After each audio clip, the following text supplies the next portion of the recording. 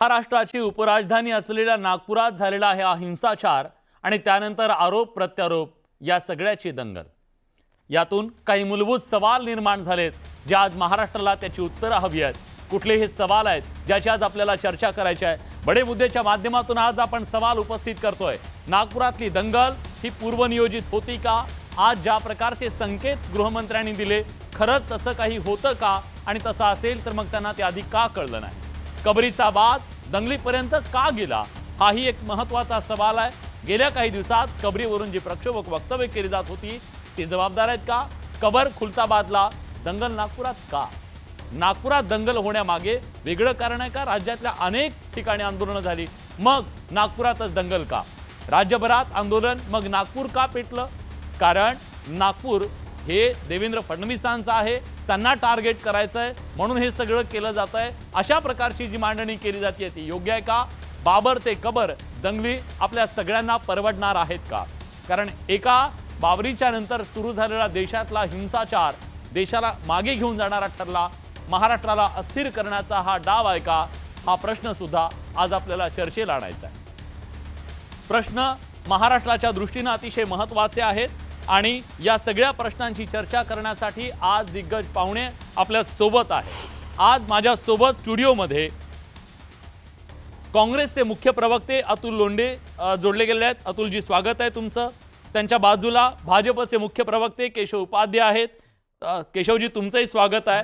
आणि ओबीसी प्रदेशाध्यक्ष राष्ट्रवादी शरदचंद्र पवार पक्षाचे राजापूरकरजी सुद्धा स्टुडिओमध्ये जोडले गेलेले आहेत, त्यांचं सुद्धा स्वागत आहे। या चर्चेत आपल्यासोबत सहभागी होण्यासाठी राष्ट्रवादी काँग्रेसचे प्रवक्ते आनंद परांजपे आहेत। आनंदजी तुमचं स्वागत।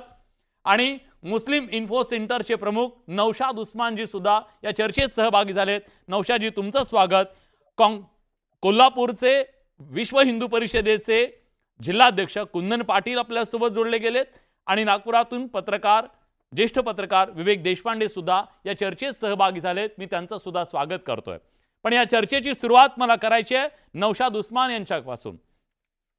नौशादजी, काही दिवसापूर्वी आपण याच व्यासपीठावरती बडे मुद्देमध्ये औरंगजेबाच्या संदर्भातली चर्चा केली। तुम्ही असं म्हणालात की औरंगजेबाचं आणि मुस्लिमांचं काही देणं घेणं नाही, पण प्रश्न आज या निमित्तानं उपस्थित असा झाला, आंदोलन औरंगजेबाच्या विरोधात होतं मग दंगल का झाली? तुम्ही सांगत असताना असं सांगितलं की एक अफवा पसरली आणि ही दंगल घडली। ती खरंच अफवा होती का?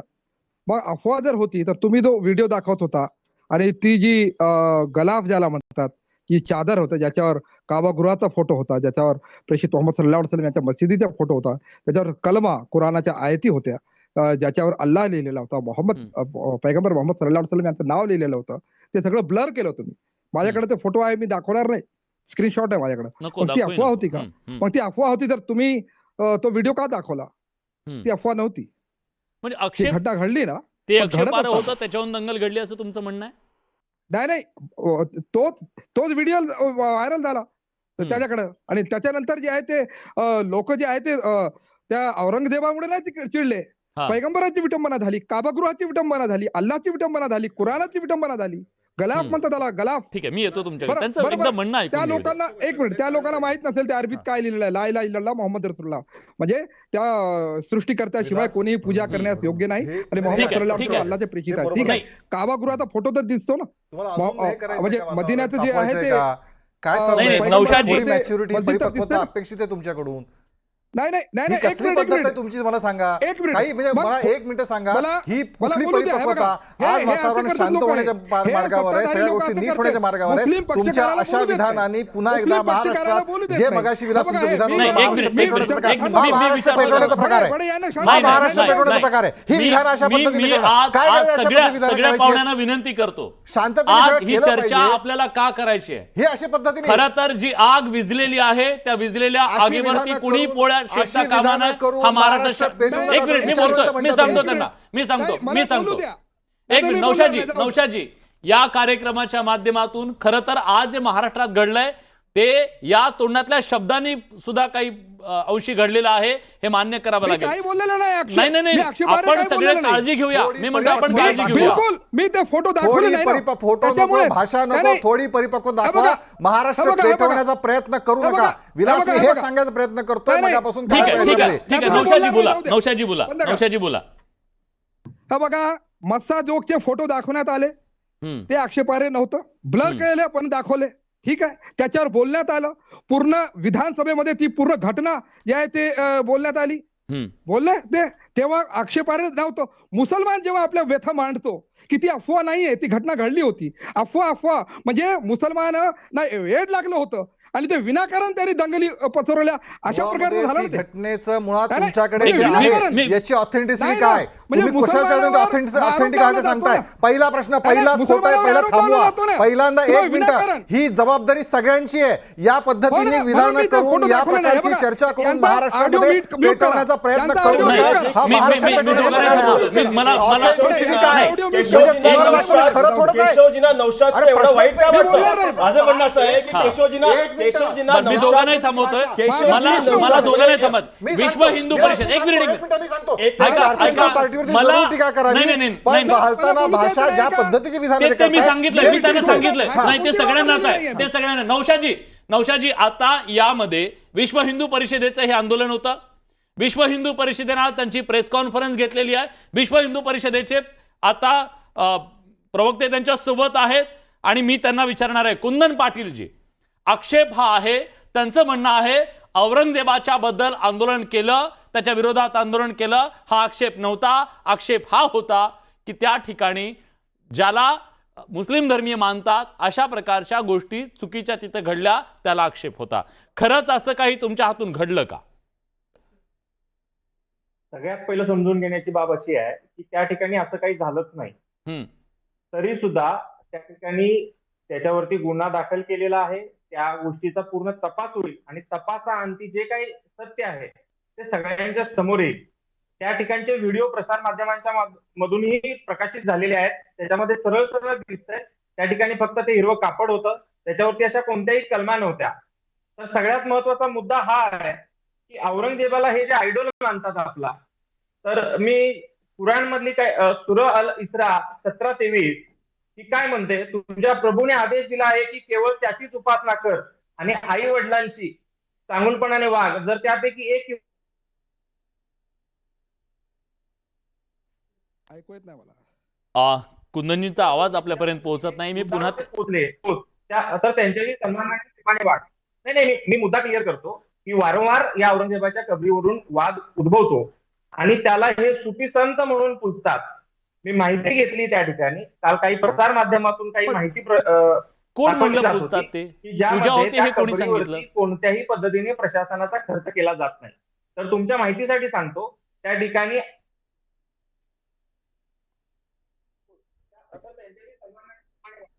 आर्किओलॉजी डिपार्टमेंटच्या माध्यमातून प्रायव्हेट कंपनी दिलेला आहे, ज्या ठिकाणी ते सिक्युरिटीचं काम करतात. मग मला माझा मुद्दा पूर्ण करू द्या, मग मी तुमच्या त्या मूळ प्रश्नाकडे परत येतो. तर हे जर कुराण मानतायत आणि ज्या कुराणनी सांगितलेलं आहे की अशा कोणत्याही व्यक्तीची अल्लाशिवाय तुम्ही इबादत करू नका, ज्याने आपल्या आई वडिलांना, जे वडिलांना छळ करून मारलं, अशा व्यक्तीच्या कबरीवरती जाऊन तुमच्या शेजारी जी नमाज पडली जाते ती अल्लाला कबूल होते का? दुसरी गोष्ट घडलीच नाही, ती घडली असं किती जरी आपण ओरडून सांगितलं तर तुम्ही प्रसार माध्यमांमधले सगळे व्हिडिओ काढून बघा, तुमच्याकडेही त्याचे व्हिडिओ आहेत. त्या ठिकाणी पोलीस प्रशासनाचे अधिकारी होते, त्यानंतरही यांच्या म्हणण्यानुसार त्याच्यावरती गुन्हा दाखल झालेला आहे. त्या गुन्ह्याच्या अनुषंगाने पुढील तपास होईल आणि त्याच्यावरती कारवाई होईल.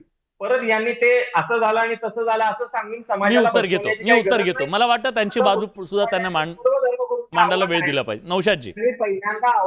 नौशादजी, मी आपल्याला विनंती करतो, आम्हाला फोटो बघायचे नाहीत, फोटो दाखवून पुन्हा त्याच्याबद्दल हे नाही, आणखी भाषा सुद्धा टाळा. हा प्लीज. नौशादजी, बोलत असताना जर मध्ये कोणी बोललं तर मी सरळ माईक बंद करेन आणि चर्चा सोडून जाईल. नाही नाही असं नका करू. माझा- आपण एक मिनिट, चर्चेत मी आहोत. तर- नाही, नाही, please, please, चुकीचं असं- बोलणार तर बोलणार, ऐकून घ्या. उपकार करत ऐकून नाही. घ्या. तुम्ही चुकीचं बोललात नाही, नाही, मध्ये मी बोला. आहे ना. तुम्ही नॉर्मल मी बोला, आहे ना, आम्ही ऐकायला तयार आहोत. मी भाजप थांबेल. सरकारवरती आक्षेप जरूर टीका असेल करा. तर मी आम्ही थांबेल. ऐकायला तयार आहोत. ते माझं काम आहे, ते माझं काम आहे, मी करेन. हा प्लीज नौशादजी बोला. मी जबाबदार माणूस आहे, एका संघटनेचा जे आहे ते प्रमुख आहे. मी आक्षेपार्ह अजिबात वाक्य बोलणार नाही. जबाबदार माणूस आहे मी. प्लीज प्लीज मी नौशादजी, जे मुद्दा आहे, मुद्दा अपील केलेलं आहे का दुसऱ्या चॅनलवर ऐकून घ्या. मी काय म्हणतो, मी प्रश्न विचारत होतो की हे खरं आहे का, हे जे तुम्ही टीव्हीवर दाखवलं ब्लर करून आणि जे सोशल व्हायरल होत आहे हे खरं आहे का? खरं जर असेल तर मग त्याचे पडसाद उमटले, संबंधितावर कारवाई करा. खोटं असेल तर ज्यांनी तो व्हिडिओ व्हायरल केला आणि ज्या ज्या टीव्ही चॅनल वाल्यांनी ते दाखवला, ती अफवा पसरवली, त्यांच्यावर कारवाई करा. म्हणजे दोन्ही बाजूने आहे ना. म्हणजे नौशादजी एक नाही, नाही, मुद्दा. ऐकून घ्या. जर ऐकून समजा घ्या. हा बरं पूर्ण करा. हा. म्हणजे जर ती अफवा असेल तर अफवा पसरवणाऱ्यावर का कारवाई केली नाही? पहिली गोष्ट आहे. इंटेलिजन्स काय करत होतं? ते जर खरं असतं तर मग ती घटना घडत असताना पोलीस काय करत होते? फायरिंग जाऊ द्या, लाठीचार्ज जाऊ द्या, एक नुसतं समजावून सांगितलं असतं तरी झालं असतं. एका ठिकाणी इथं मनुस्मृती जाळायची होती, भरभर पोलीस आले आणि मनुस्मृती जाळू दिली नाही, तो कार्यक्रम झाला नाही. इतकी तत्परता त्यावेळी का नाही दाखवली? असं जर काही झालं असेल तर, नाही झालं असेल तर मग हे सगळं व्हायरल होत असताना मग सायबर पोलीस काय करत होतं? म्हणजे दोन्हीकडच्या बाजू आहेत ना. आणि दुसरी गोष्ट, मी पूर्ण सहमत आहे नौशादजी. एक नाही, उपप्रश्न आहे त्याच्यातला, एक उपप्रश्न आहे बोला. त्याच्यातला. बोला. जर समजा एखादी आक्षेपार्ह गोष्ट घडतीये तर आपल्या देशात कायदा आहे, या देशात लोकशाही आहे, त्याच्याबद्दलचा आक्षेप तुम्ही पोलिसात जाऊन करू शकता, त्याच्याबद्दलचा गुन्हा नोंद केलेला आहे.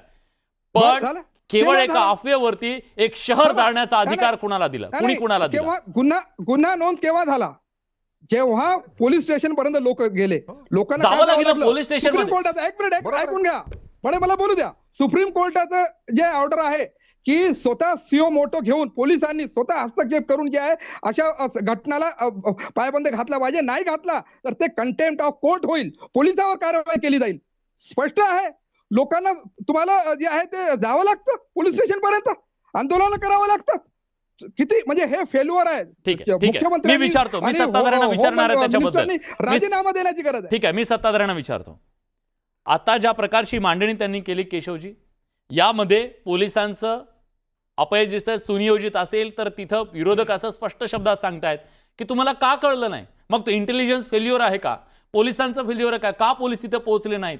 वेळीच हे नियंत्रणात का आणलं नाही? जबाबदारी कुणाची आहे? सगळ्या प्रश्नाची उत्तर आपण देऊ, सगळी चर्चा करू. पण माझी विनंती आहे चर्चेनिमित्ताने आपले जे मुस्लिम अभ्यासक बसले त्यांच्या सगळ्यांना आहे की या क्षणाला आपण, महाराष्ट्र आपल्याला महत्त्वाचा आहे, महाराष्ट्र जो सुखानं आनंदानं राहतो, एकोप्यानं राहतो, त्यासाठी आपण सगळे प्रयत्न केले पाहिजेत. आणि म्हणून मगाशी मी आक्षेप घेतला होता त्यांच्या भाषा, कारण अशा पद्धतीची विधान ऐकून पुन्हा कुणीतरी डोकं फिरू, माथे फिरू कुणाचं तर बोलू, त्याच्याबद्दल बोलू आपण. असं आहे की त्यामुळे सगळ्यांनीच ही जबाबदारी मला वाटतं इथे बसलेल्या पॅनलवरच्या एक परिपक्वता पाळली पाहिजे. एक मिनिट आता मला बोलू द्या. सगळ्यांनी पहिला मुद्दा. दुसरा असा मुद्दा की खरोखर महाराष्ट्र कुणाला पेटवायचा हा सुद्धा एक प्रश्न या निमित्ताने उपस्थित झाला पाहिजे.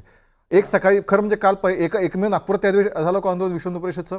काल पुण्यामध्ये ह्याचा पुतळा जाळला गेला, औरंगजेबाचा, तिकडे कोल्हापुरात झाला, अनेक ठिकाणी त्या ठिकाणी झालं. त्यांचं आंदोलन जाहीर होतं, त्या आंदोलनानुसार त्यांचं कामही सुरू होतं, त्यांनी आंदोलन केलं. बरं, आंदोलनामध्ये पुतळा जाळणं हे तर राजकीय पक्षाच्या अतुल तर बसलेत, मी तर बसले, हे सगळे राजकीय पक्षामध्ये पुतळे जाळणं वगैरे प्रकार चालतात हे आपण सगळ्यांना माहिती आहे. त्याच्यानंतर त्या सगळ्यांवरती विश्व हिंदू परिषदच्या कार्यकर्त्यांवरती खटले पण दाखल झाले. सकाळी झालेली घटना, त्या खरं म्हणजे तो विषय तिथं झाला होता, म्हणजे सकाळी ते आंदोलन झालं.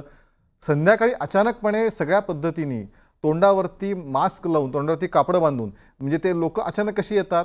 म्हणजे हेचा अर्थ महाराष्ट्र जाणीवपूर्वक कुणाला ते पेटवायचं आहे का? औरंगजेबाबद्दल इतकं प्रेम कुणाला उफाळून येतं? खरं म्हणजे जो आक्रमक आहे, जो आमच्या छाताडावरती आला, ज्याने आमचं छत्रपती शिवाजी महाराज असतील, संभाजी महाराज असतील, या सगळ्यांवरती अन्याय अत्याचार केला, संघर्ष, संभाजी महाराजांचा संघर्ष आपण सगळ्यांनी बघितला आहे. तर या सगळ्या परिस्थितीमध्ये अशा औरंगजेबाचं थडगं इथे असू नये, अशा प्रकारची भावना जर काही लोक व्यक्त करत असतील तर त्यांना त्याच्याबद्दल आक्षेप कुणाला करता येईल? हा काही जणांचा आस्थेचा, औरंगजेबाची कबर ही आस्थेचा विषय असू शकते असं आमच्याकडचे ठराविक लोक कसे काय म्हणू शकतात? मी विचारतो त्याच्याबद्दल एक छोटीशी कमेंट त्यांच्याकडून घेतो. पण तुमचा जो मुद्दा आहे इंटेलिजन्स फेल्युअर त्याच्याबद्दल बोलतो ना. हां. त्याच्यामुळे मुळात असं की ज्यावेळी संध्याकाळी 7:15 हा विषय झाला, ज्यावेळी पहिल्यांदा स्पार्क झाली घटना, त्याच्यानंतर पुढच्या 2-2.5 तासामध्ये या सगळ्या घटनांना कंट्रोल केलं गेलं, सगळ्या घटना ताबडतोब परिस्थितीवर नियंत्रण आणलं गेलं.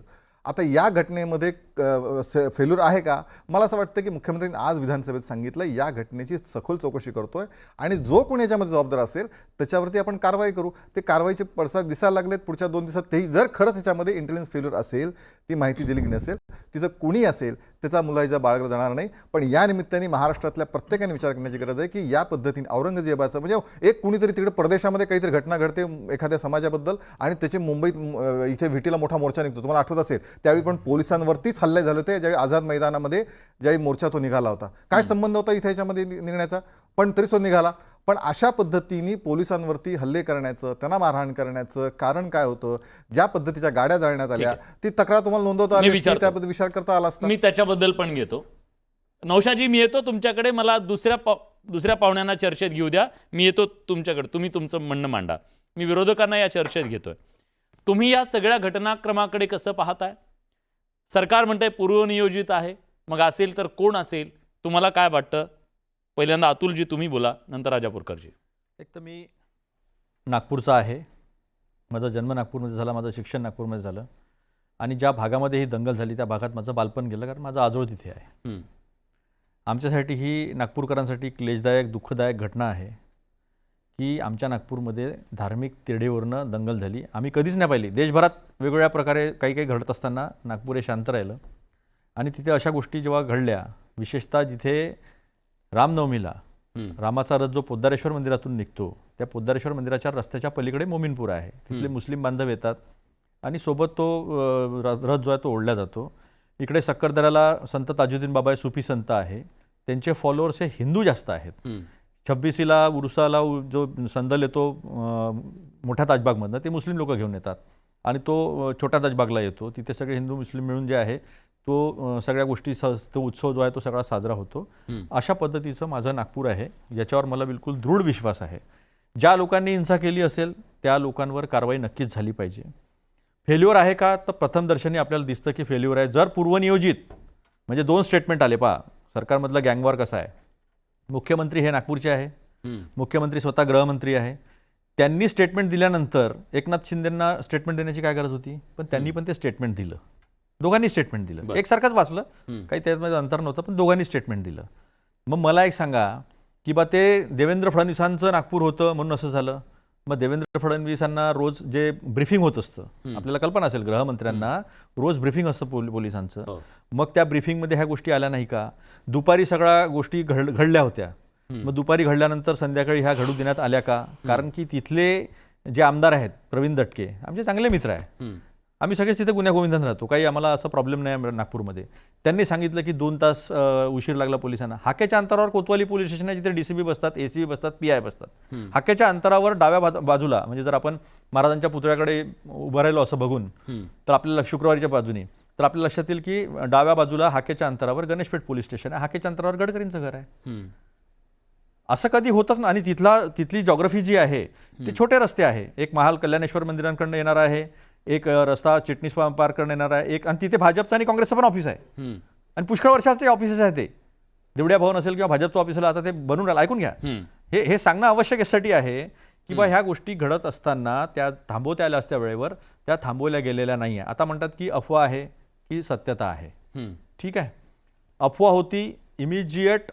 हा अशा पद्धतीचा व्हिडिओ जो फिरतो आहे तो चुकीचा आहे, तसं काही घडलेलं नाही हे सांगता आलं असतं. पालकमंत्र्यांना सांगता आलं असतं, मुख्यमंत्र्यांना सांगता आलं असतं, गृहमंत्री आहेत किंवा गडकरी साहेबांना सांगता आलं असतं. कालपासून आम्ही सगळेच लोक सांगतोय की हात जोडून विनंती आहे, ज्याचं कोणाचं हे षडयंत्र असेल की महाराष्ट्र पेटला पाहिजे, देश पेटला पाहिजे, हे षडयंत्र जर धर्माच्या नावाने हे षडयंत्र जर मोडून काढायचं असेल, तोडून काढायचं असेल तर शांतता बाळगा. त्यांच्या या घटनेला तुम्ही यश येऊ देऊ नका. शेवटी कुठलाही हिंदू, विलास तू हिंदू आहे, मी आहे, केशव आहे, हे सगळेच आपण हिंदू आहोत. कुठलाही हिंदू दुसऱ्याच्या धर्माचा अपमान करणार नाही, दुसऱ्याच्या धर्माचा सन्मान करेल तोच हिंदू.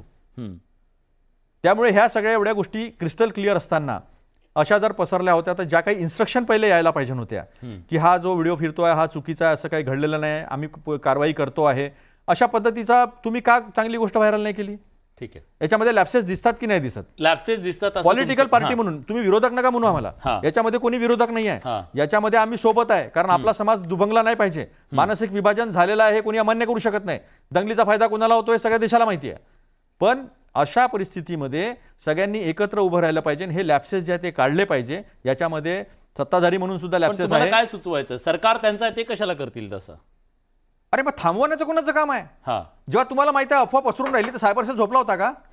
त्यांनी ब्रीफिंग केलं नसेल का पालकमंत्र्यांना किंवा गृहमंत्र्यांना?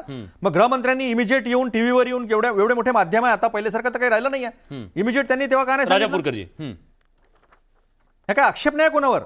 वाईट असं वाटतंय की ज्या शहरामध्ये कधीच काही झालं नाही आणि तिथे बिलकुल चुकीचं आहे. फक्त मोमीनपुऱ्याचा जो एरिया आहे तिकडे ऐकून घ्या, मेजॉरिटी आहे. पण भालदारपुरा, हंसापुरी, कोठी रोड, महाल या सगळ्या भागामध्ये मिक्स पॉप्युलेशन आहे. त्यामुळे हे ठराविकपणे पसरवलं जातं का की हिंदूंचे घर चढले? मग ठवकर नावाचे आमचे मित्र आहेत, ते यांच्या पार्टीचे आहे, ते भालदारपुरामध्ये राहतात. त्यांच्या घरावर काही गेलं नाही. मी सगळ्यांशी बोलतोय कालपासून, सगळ्यांना मी सांगतोय की हे चुकीचं होऊन आलेलं आहे, तुम्ही शांत बसा सगळे. ठीक आहे. तर वास्तविकता जी आहे एक सगळ्यात महत्त्वाचं म्हणजे की मी आज या विषयाकडे जात असताना सगळ्यात अगोदर आपल्या सर्वांच्या उपस्थितीमध्ये या महाराष्ट्राची माफी मागतो की हे महाराष्ट्र मला माफ कर की आज पुन्हा एकदा या महाराष्ट्रात तुला या महायुतीच्या सरकारमुळे दंगलीच्या आगीमध्ये तुला उतावं लागलं. मला माफ कर महाराष्ट्र. पॉलिटिकल हे काय आहे विलासजी, काय माहितीये का? बघा त्यांचं म्हणणं तर ऐकूया. का माहितीये? त्यांचं म्हणणं ऐकूया. माझं म्हणणं ऐकून घ्या. ते विरोधक आहे, तुमच्यावर टीका मी करणार सांगतो ना, ते. मी कसं का या दंगलीमध्ये जे जे काय घडलं ते अतुलजीने सांगितलं. मगाशी त्या ठिकाणी विश्व हिंदू परिषदचे वक्ते बोलत होते. पण या सगळ्या गोष्टी या दंगलीला पूर्वनियोजित आहे का, हा सगळ्यात महत्वाचा भाग आहे. होय, ही दंगल पूर्वनियोजित होती. कारण या महायुती सरकारमधल्या घटक पक्षातले भारतीय जनता पक्षाचे एक असलेले विद्यमान मंत्री नितेश राणे हे सातत्याने बाहेर रस्त्यावरती वेगवेगळ्या सभांच्या माध्यमातून, कार्यक्रमाच्या माध्यमातून हम घर में घुस के मारेंगे, मस्जिद से बाहर निकाल के मारेंगे हे वक्तव्य करताना या महाराष्ट्राला, या महाराष्ट्राच्या प्रतिमेला धक्का लागत होता. त्यावेळेला महाराष्ट्रातला हा घटक जो स्वतःला मुसलमान आहे आणि एकीकडे हिंदू आहे, या दोन्हीमध्ये ही फरकत होती. माझं म्हणणं एवढंच आहे की आजही या देशाच्या मुसलमानामध्ये एक दाऊद बघितला जातो. आजही या देशाच्या मुसलमानामध्ये एक औरंगजेब बघितला जातो. तो मुस्लिम आहे, तो आपल्या देशाचा नागरिक आहे, या संविधानाचा नागरिक आहे, हे पाहत नाही. आज पण या महाराष्ट्रामध्ये मुंबई सारख्या शहरामध्ये हिंदू धर्मियांचं असलेलं आराध्य दैवत गणपती महाराज, या गणपतीचा, लालबागच्या गणपतीची आरती नागपाड्याला मुस्लिम समाजाचा समाज करतो. पण आम्हाला ते बघवत नाही. निव्वळ सत्तेमध्ये आल्यानंतर या सत्तेमध्ये जो सत्तेचा कारभार आहे, हे सरकार आहे, या सरकारचा जो कारभार आहे हा दुर्लक्षित होऊन त्या ठिकाणी या सगळ्या महाराष्ट्राचं लक्ष हे दंगलीकडे, या हिंदू आणि मुसलमानाकडे कसं नेता येईल याच्या पाठीमागचा हा भाग आहे. मला एवढं म्हणायचं आहे की आज तुम्हाला कबर का उघडून काढायची वाटली? आजच का? त्या कबरीचा जर भाग असला असता तर औरंगजेब, मिस्टर पाटील, औरंगजेब हे कोणाचा आयडल नाहीये. या देशामध्ये राहणारा आणि या महाराष्ट्रात राहणारा प्रत्येक घटक हा औरंगजेबाला आपला दुश्मनच समजतो. कारण त्याने या स्वराज्यावरती आपल्या त्या ठिकाणी आक्रमण केलं होतं. पण औरंगजेब नाही तर तुमचं टार्गेट हा मुस्लिम समाज आहे. ठीक मुस्लिम आहे, धर्म मी आहे. पटकन कमेंट पाटलांची घेतो. कुंदन पाटीलजी, एक तुमची कमेंट येतो तुमच्याकडे. पण कुंदन पाटील त्यांना सबल केलं म्हणून मी त्यांची कमेंट घेतो. आनंदजी येतोय तुमच्याकडे. या ठिकाणी दररोज किमान 2 ते 3 हजार लोक त्या ठिकाणी जातात, त्या कबरीचं दर्शन घेतात, त्याच्यावरती हार फुलं चढवतात. आणि जो औरंगजेब स्वतःच्या बापाला बाप म्हणू शकला नाही, त्या औरंगजेबाच्या कबरीवरती हे फुल आणि चादर चढवण्याचं काम होत आहे. आता तुम्ही सगळे प्रसार माध्यमांनी काल रिपोर्ट केलेले व्हिडिओ काढून बघा. त्याच्या दारामध्ये त्या स्टॉल कशाचे आहेत, इतके स्टॉल कशासाठी पाहिजे आहेत त्या ठिकाणी. दुसरा मुद्दा असा आहे, माझा सगळ्यात महत्वाचा मुद्दा आहे हा, की साधारणतः 10 ते 11 लाख लोक या ठिकाणी वर्षातून भेट देतात. आणि यासाठी एका प्रायव्हेट कंपनीला 22 लोकांचा ठेका दिलेला आहे सिक्युरिटीसाठी. याच्यावरती आणि एसआयचे लोक असे मिळून साधारणतः ₹1.25 करोड खर्च केला जातो. कशासाठी? हे कोण थांबवणार? हे मुस्लिम धर्मियांनी थांबवायला पाहिजे होतं. या धर्मामध्ये आपल्या आई वडिलांना अल्ला नंतरची स्थान दिलेलं आहे आणि त्याला हलाल करून मारलं अशा व्यक्तीची पूजा करणं निंदनीय आहे. असं असतानाही मुस्लिम समाज त्या ठिकाणी जातो, त्याची पूजा करतो. वारंवार बऱ्याच नेत्यांनी जाऊन त्या ठिकाणी हार पुन्हा चढवलेले आहेत. हे योग्य आहे का? आणि हे जर वेळीच नाही थांबलं तर भविष्यात काय होणार आहे? ठीक आहे, तुमची एक कमेंट मला नौशादजींना विचारायचंय, खरंच तिथं उदात्तीकरण होतंय का? मला सांगा ना, मला सुप्रियाताईंचं विधान आठवतं की आस्था औरंगजेबाबद्दल आस्था एकीकडे म्हणतात औरंगजेबाबद्दल प्रेम नाहीये, मात्र सुप्रियाताईंचं विधान वाचलं वाटतं त्यांनी. आता सुप्रियाताईंचं विधान, एक मिनिट थांबा जरा. सुप्रियाताईंचं विधान की आस्था तुम्हाला खबर काढायची असेल तर काही इतिहासकारांचं मत घ्या. त्या इतिहासकारांचं मत घेतल्यावरती तुम्ही अशा विषयावरती एक मिनिट माझं त्यांचं म्हणणं ऐकून असं आहे की नंतर मत उत्तर. आस्था औरंगजेबाबद्दल कुणाची आस्था असू शकते? मी तुम्हाला विलासजीबद्दल म्हटलेलं आहे की या स्टुडिओमध्ये त्यांचं म्हणणं माझं म्हणणं आहे, हे बघा तुम्ही मुद्दा कधी खोडून काढा जेव्हा त्यांचा मुद्दा पूर्ण झाला. मुळामध्ये आनंदी येतो तुमच्याकडे, मला माहिती आहे आणि तुमच्याकडे वेगळा प्रश्न घेऊन येतो. औरंगजेबाने आपल्या इथे 300 पेक्षा अधिक शहरांची नावं बदलली. ज्या साताऱ्याच्या गादीचा उल्लेख आपण वारंवार आजही अभिमानाने करतो, त्या साताऱ्याचं नाव काय केलं होतं?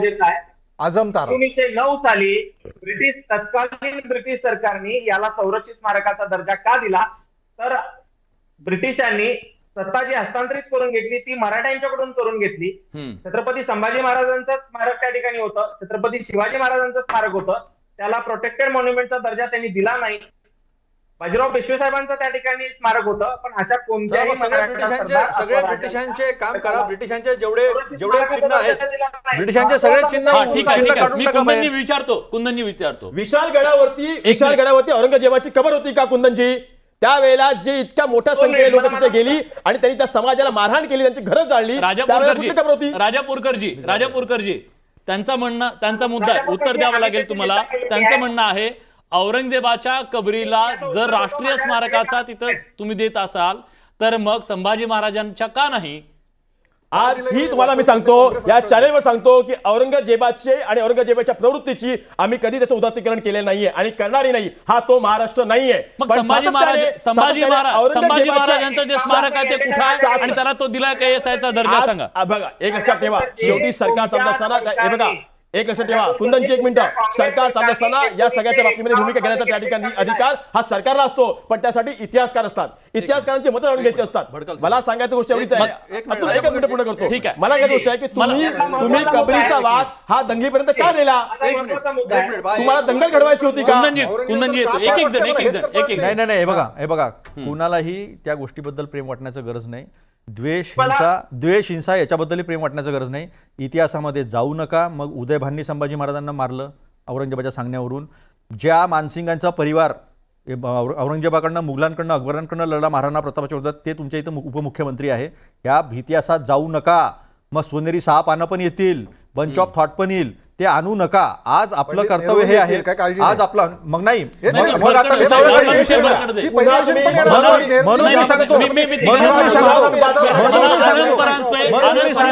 मिटवण्यासाठी बोल पाहिजे. काय तुमचेच लोक होते सांगणारे, तुमचेच लोक होते सांगणारे.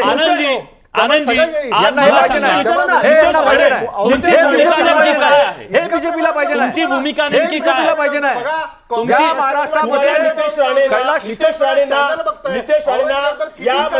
मी विचारतो कैलाश नागरे या शेतकऱ्याची आत्महत्या झाली, ते लपवायचं आहे. शेअर मार्केटमध्ये मध्यमवर्गीय लुटला गेला 92 लाख करोड. ऐकून घ्या, 92 लाख करोड प्रयागराजमध्ये जे शहीद झाले त्यांची नावं सांगायची नाही. सामान्य माणसाला लुटला गेला. 3000 शेतकऱ्यांच्या आत्महत्या झाल्या, हे लपवायचं आहे. म्हणून ह्या गोष्टी काढतायत.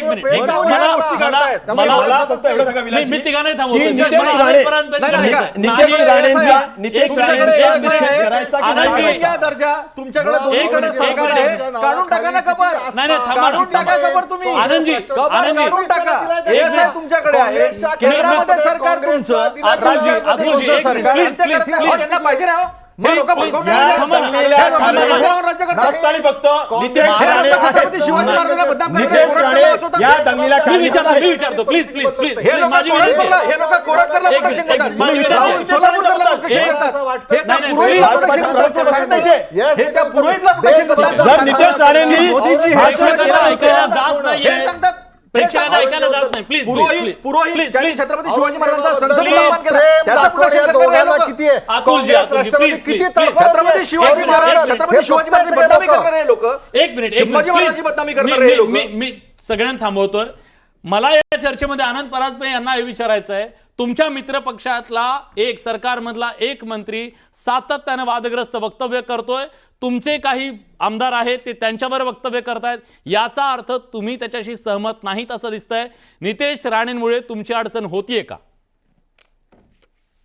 मंत्रिपदासारख्या जबाबदारच्या पदावर बसलेल्या माणसांनी आपण बोलत असताना आपल्यामुळे धर्माधर्मामध्ये, जाती जातीमध्ये, महाराष्ट्रामध्ये कुठेतरी शांती बिघडेल अशा प्रकारची वक्तव्य करणं टाळलं पाहिजे.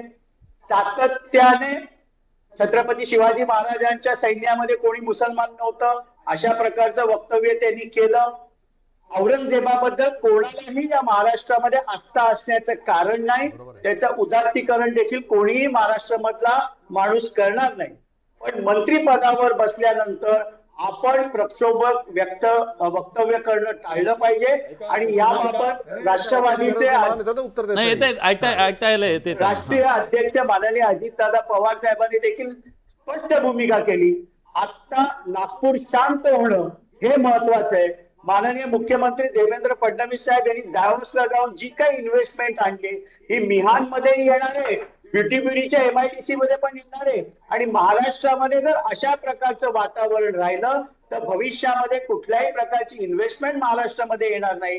हे महायुतीच्या समोरील सर्व नेत्यांची जबाबदारी आहे आणि म्हणून भारतीय जनता पक्षामधल्याही काही एका ठराविक मंत्र्यांनी वातावरण खराब होईल अशा प्रकारची वक्तव्य करणं टाळलं पाहिजे. एक मिनिट केशवजी घरचा आहे की हा प्रश्न आहे की ज्या वेळेला या मुंबईमध्ये दंगली झाल्या होत्या आणि आवाहन करणं म्हणजे RR पाटील त्याला गृहमंत्री होते, त्यांच्याकडे चुकून एक स्टेटमेंट गेलं की बडे बडे देशों में छोटी छोटी बातें होती रही आणि त्याने त्यांनी राजीनामा दिला होता. आज नितेश राणे हे या दंगल घडवण्याच्या पाठीमागे सगळ्यात मोठ्या त्या ठिकाणी गुन्हेगार अत्यंत बेजबाबदारपणाच्या विधानाला मी उत्तर देणार. पहिली गोष्ट. दुसरं असं आहे त्याच्यामध्ये की नितेश राणेंचं विधान पुन्हा एकदा मोडून तोडून दाखवण्याचं काम करताय. ज्यावेळी अबू आझमींनी औरंगजेबाचं कौतुक केलं आणि ज्यावेळी पुन्हा सांगितलं की शिवाजी महाराज याच्यामध्ये 58-60% मुसलमान होते, हा तर नवीनच शोध आला होता की म्हणजे शिवाजी महाराजांच्या याच्यामध्ये 58-60% मुसलमान, अशा प्रकारचं कुणीतरी विधान पुन्हा मधल्या काळात केलं होतं. त्याच्यावरची ती रिॲक्शन त्यांनी दिली. ह्याच्यामध्ये असं आहे की मुळामध्ये एक सगळ्यात पहिल्यांदा भापट कल्पना आलं की औरंगजेबाची लढाई ही काय म्हणे हिंदूंच्या विरोधात नव्हती. मग मला सांगा, चाकणचा किल्ला जिंकल्यानंतर त्याचं नाव चाकणचा किल्ला ठेवण्याऐवजी इस्लामगड का केलं? साताऱ्याचं नाव आझमतारा का केलं? ज्या अनेक पुण्याचं नाव बदललं, सगळी नावं का बदलली होती? जर फक्त सत्तेसाठी होता, हिंदू मुस्लिम लढा औरंगजेब नव्हता, अशा प्रकारच्या विधानं करून एका प्रकारे आपण कुणाची समजूत काढत आहोत. त्यामुळे या वस्तुस्थितीनं बाहेर पडलं पाहिजे. राणेंनी सांगितलं की 57-58% मुसलमान होते. हे कुठून आली संख्या? म्हणजे अशा पद्धतीने कुठे त्या सगळ्या 57-58% मावळे. त्याच्यामुळे त्यातून सांगितलं औरंगजेबाचं कौतुक तुम्ही बंद करा, राणे बोलणारच नाहीत. हा विषय सोपा आहे. जर तुम्ही औरंगजेबाचं कौतुक करत असाल, त्यांच्याबद्दल आस्था दाखवत असाल तर राणे काय कुणी प्रत्येक माणूस मला अबू आझमींनी आज काल परवा दिवशी अधिवेशनाच्या सभागृहाच्या बाहेर त्या ठिकाणी बोलताना मीडियाकडे बोलले, पण नितेश राणे आज बोलतायत. हा महाराष्ट्र पाहतोय. हो बरोबर. मग आज त्या नितेश राणेवरती कारवाई करणार का? राज्याचे मुख्यमंत्री देवेंद्र फडणवीस नितेश राणेंचा राजीनामा मागणार का? विवेक देशपांडे पत्रकार, ज्येष्ठ पत्रकार आपल्या सोबत आहेत. विवेकजींना मला या चर्चेमध्ये एक गंभीर प्रश्न हा विचारायचा आहे आता. विवेकजी, जे नागपूर आजवर कधीच पेटलं नाही ते का पेटलं? मुद्दा क्रमांक 1, हे पेटवलं गेलं का? तुम्हाला खरंच याच्यात पूर्वनियोजित काही दिसतंय का? षडयंत्र दिसतंय का? आणि यामुळे नागपूरचं किती मोठं नुकसान झालंय?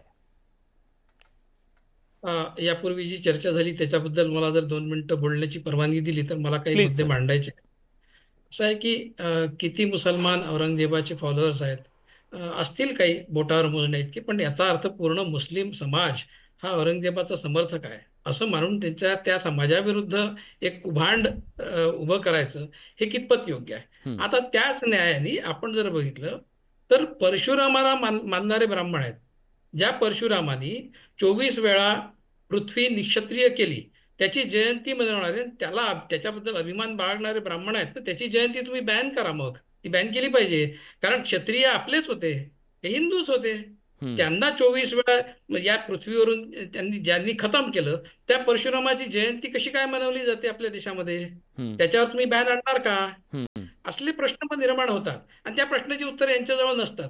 मग केवळ पेटवण्यासाठी हे सगळं करायचं हे कितपत योग्य आहे? करप्शन करणारे, भ्रष्टाचार करणारे देशामध्ये कोण आहेत? किती लोक, किती मुसलमान हे या देशामध्ये सरकारी नोकऱ्यांमध्ये आहेत आणि भ्रष्टाचार करणारे किती मुसलमान आहेत? म्हणजे सगळे भ्रष्टाचार करतात त्यांचा तुम्ही धर्म बघणार का? आणि त्या आधारावर तुम्ही हे म्हणणार का की हिंदू भ्रष्टाचारी असतात, असं म्हणणार का तुम्ही? सर्व हिंदू समाज हा भ्रष्टाचारी आहे असं म्हणणार? तर हे जे जनरलायझेशन राईट विंग तर्फे आपल्याकडे केलं जातं हे या सगळ्या प्रश्नाचा मूळ आहे आणि याच्यामुळे हे सगळे प्रश्न निर्माण झाले आहे.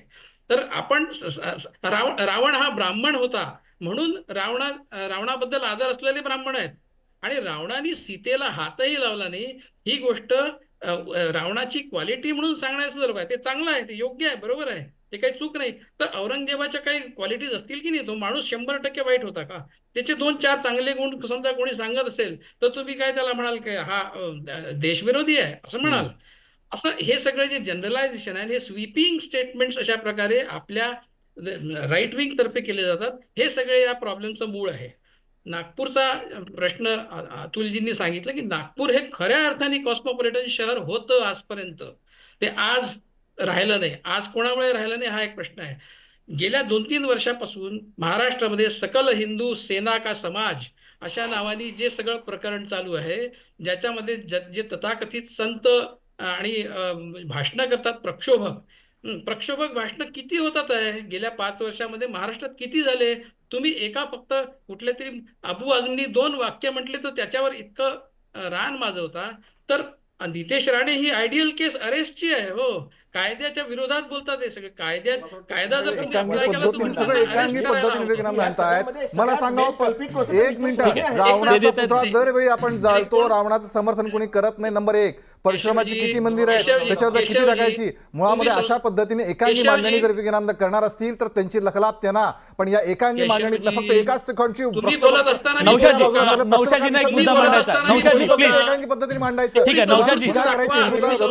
मांडायचं मला मुस्लिमांना हिंदी भाषेत अपील करायचं आहे. ही पद्धत आहे. नाही नाही, नौशाजी बोला आता. नौशाजी मुसलमान भाइयों से अपील प्लीज प्लीज, करता नाही हूं, नाही, त्यांची मांडणी त्यांना करू दे ना. तुमची वेळ आल्यावर तुम्ही बोला. असल्या लोकांशी वाद घालत पत्रकार नाही. बसू नका. त्यांनी मी तुम्ही बोलत म्हणा, असताना बोलू पत्रकार नये. बसताना तुम्ही बोलत किमान असताना मी समतोल बोलतो मांडणी का केली पाहिजे. इथे मांडणी तुम्ही जी अहो, करताय मी ती सगळी एकांगी अहो, माझी- पद्धतीचे हिंदूंवरती टीका करण्याचा जणू वसा घेतलाय अशा पद्धतीने मांडणी करताय तुम्ही. ही कुठली तुम्ही पद्धत आहे? माझे- मग तुम्ही पत्रकार माझ्या- बसू नका. पत्रकाराच्या माझ्या- मुख्याखाली ऐका ना, पत्रकाराच्या आपण त्यांचे मुद्दे मुख्याखाली खोडा तुम्ही तुम्ही. एकांगी- मी तुम्ही बोल- त्यांचे मुद्दे अरे खोडा. होता बा, माझे पण ही कुठली argument पद्धत आहे? बोलून पत्रकार नका. बसू नका त्याला. मी बोलू बोलतो नका, त्यांच्या तुम्ही मुद्द्यावरती. कसं बोलू नका असं कसं आहे तुम्ही म्हणू आदर्श शकतो आपण? मानत नाही. तुम्ही अहो, तुम्ही पत्रकार माझे बसू नका argument त्याला. फोडून काढा. हिंदू विरोधक म्हणून तुरंत बसवा. जयंती ban आमचं म्हणणं करा. नाहीये ते. अरे पण का? समतोल तुरंत पद्धतीने जयंती पत्रकार ban जर असाल तर करा. समतोल म्हणून मानायचं नाही का मला सांगा. स्मार्ट नाही सांगत चला. या राज्याच्या एकांगी सरकारमध्ये एक पद्धतीने जबाबदार मंत्री, अरे एक जबाबदार मंत्री राणेंचा राज्याचा मंत्री आहे. एक जण प्रेक्षकांना आवाज दिला पाहिजे ना. प्रेक्षकांना करू द्या. वाईट वाटतंय ना. कसला मग या प्रश्न राज्याच्या आहे? मंत्रिमंडळामध्ये एक जबाबदार मंत्री जो या राज्याचा एक एक जण, जनतेचा एक एक जण, एक एक जण, एक एक जण. संविधान करत असेल, तर ते योग्य आहे का? प्रश्नच येत नाही. मला आणि मुळामध्ये reaction वेळ आहे. संपला माझा. नौशाजी शेवटची कमेंट घेण्यासाठी तुम्ही तुमच्याकडे येतोय. औरंगजेबाचं उदात्तीकरण अजिबात व्हायला नको. आम्ही 100% समर्थक आहोत. हा. परंतु त्याचं उपाय काय आहे? कबर खोदून काढायची हा उपाय नाहीये. मुख्यमंत्र्यांनी मान्य केलेला आहे ते शक्य नाहीये. त्याच्यावर उपाय काय? सीसीटीव्ही कॅमेरा लावा. असतातच तिथं. मुजावरला एक कायदा करा मुजावरसाठी. तिथं जो मुजावर म्हणजे तो केअरटेकर असतो, जसं मंदिरात पुजारी असतो तसा, त्या मुजावरला हे करा, कंपल्सरी करा की त्या कबरी समोर कोणी नतमस्तक होत असेल, त्याच्यावर कोणी फुलं टाकत असेल, कोणी अगरबत्ती लावत असेल तर सरळ त्याला समजावून सांगा. नाही समजावून सांगत असेल तर त्याला फाईन लावा. नाही फाईन लावा तर त्याचं जे सीसीटीव्ही कॅमेऱ्याचं जे हे आहे मॉनिटरिंग ते पोलीस स्टेशनमध्ये ठेवा. त्याला अटक करा. हे आमची विनंती आहे. आम्ही लोकांना सांगतो आम्ही पैगंबराची कबराची पूजा करत नाही. सौदीमध्ये पोलीस उभे राहतात. ऐकून घ्या. सौदीमध्ये ऐकून घ्या ऐका ना. तिथं पोलीस लोक दांडुके मारतात. पैगंबराच्या कबरीला कुणी नतमस्तक झालं ना, पोलीस लोक दांडुके मारतात. ते आमच्या तर आता ऐकत नाही. आता सोनाराकडून काम पण ते तुम्ही कोण समर्थन करताय? ते तुम्ही कोणतं समर्थन करताय? तुम्ही शेवटची कमेंट, माझा वेळ संपलाय. मलाही शेवटी अहो, दिलं तिथं एक पाहिजे. एक पोलीस ठेवा. कोणी नतमस्तक झालं त्याला एक मिनिट नौशाजींकडून. नौशाजी, बोला. मुस्लिम धर्मियांमध्ये तुमच्या शब्दाला मान आहे. तुम्ही काय आवाहन कराल? कारण एखादी अफवा एखादं शहर जाळू शकत नाही. मैं सारे मुसलमानों से अपील करता हूं कि रमजान का महीना शुरू है, शांति बनाए रखे, अपनी इबादत करे, नमाज पढ़े, और हमारे जो नॉन मुस्लिम भाई है उनको बताएं ये शिवाजी महाराज के बारे में, ये कुरानाचा आदर करणारे शिवराय जो है हाथ में कुरान लेकर मुसलमानों को दे रहे, इनके बारे में बताएं। उर्दू में किताब है कॉमरेड पानसरी की, शिवाजी कौन थे, उर्दू में ट्रांसलेट किया है काजी गाजिउद्दीन साहब ने। ये चीजें बताएं, और वो जो गलाफ रहता, चाहे वो अफवाह हो कि कोई वायरल हो, उसमें क्या लिखा है हमारे नॉन मुस्लिम भाइयों को बताओ कि काबा क्या रहता, ला इलाहा इल्लल्लाह मोहम्मद रसूलुल्लाह का तुम्ही क्या आवाहन मतलब करताय रहता, अल्लाह शांततेचं। तुम्हारा भी है, जो शिवाजी महाराज ने कहा था। विवेक हाँ, विवेकजी और शांतता- शेवटचे 30 शांतता सेकंद रखिए। शेवटचे मेरी 30 सेकंद अपील माझा आहे. वेळ संपलाय. विवेकजी शेवटचे 30 सेकंद, तुमच्याकडे खूप कमी वेळ आला म्हणून. ज्या शिवाजी महाराजांनी सगळ्या समाजाला घेऊन जे चालले, त्यात हिंदूही होते, मुसलमानही होते, सगळ्या धर्माच्या लोकांना सारखी वागणूक दिली, त्या शिवाजी महाराजांना केवळ हिंदूंचा राजा म्हणून जे ज्याचं वर्णन करतात ते शिवाजी महाराजांचं अवमूल्यन करतात की शिवाजी महाराजांचं महिमामंडन करतात, हा एक प्रश्न आहे. शिवाजी महाराज हे सगळ्यांचे सारखे होते, यातच त्यांचं मोठेपण आहे, म्हणून ते केवळ हिंदूचा राजा ठीक होता आहे, ठीक आहे. असं सांगणारे माझा लोक वेळ आहेत, संपला, ते माझा वेळ शिवाजीचे संपला, माफ वर्णन करा. करतात. हा माझी सगळ्यांना मला विनंती आहे, बोलायचं. एक मिनिट, माझी सगळ्यांना विनंती आहे, हे जे षडयंत्र आहे आपल्या देशामध्ये, विशेषतः शाहू फुले आंबेडकर छत्रपती शिवाजी महाराजांच्या महाराष्ट्रामध्ये दुही निर्माण करण्याचा, तो जर हाणून पडायचा असेल तर सगळ्यांनी शांततेने एक दुसऱ्यासोबत चर्चा करून आपले मुद्दे सोडवावे आणि यांचं षडयंत्र हाणून पाणावं आणि शांतता मानावी, एवढीच काँग्रेसतर्फे सगळ्यांना विनंती आहे. नक्कीच आशा करूया हा महाराष्ट्र जो लौकिक आहे महाराष्ट्राचा, त्या लौकिकाला साजेसा इथला सगळी व्यवस्था असेल, हा समाज आपला असेल आणि इथं दुही पसरणार नाही. आम्ही जेव्हा प्रेक्षकांना प्रश्न विचारला तेव्हा प्रेक्षकांचं काय म्हणणं आहे पटकन जाणून घेऊया. महाराष्ट्रातील महाराष्ट्राला अस्थिर करण्याचा डाव रचला जातोय का हा प्रश्न होता, तर 94% प्रेक्षकांना वाटतंय होय महाराष्ट्राला अस्थिर करण्याचा हा डाव आहे, आणि 6% लोकांना नाही असं वाटतंय. जो कोणी महाराष्ट्राला अस्थिर करण्याचा प्रयत्न करतोय त्याने लक्षात घ्यायला हवं की आपला महाराष्ट्र अस्थिर होणं आपल्या सगळ्यांसाठी योग्य नाहीये आणि आपण शांतता कायम राखली पाहिजे. आज या चर्चेमध्ये आपण सगळेजण आलात, आपली भूमिका मांडली, त्याबद्दल सगळ्यांचे मनापासून आभार. बडे मुद्देमध्ये आज आपण इथेच थांबतोय. धन्यवाद.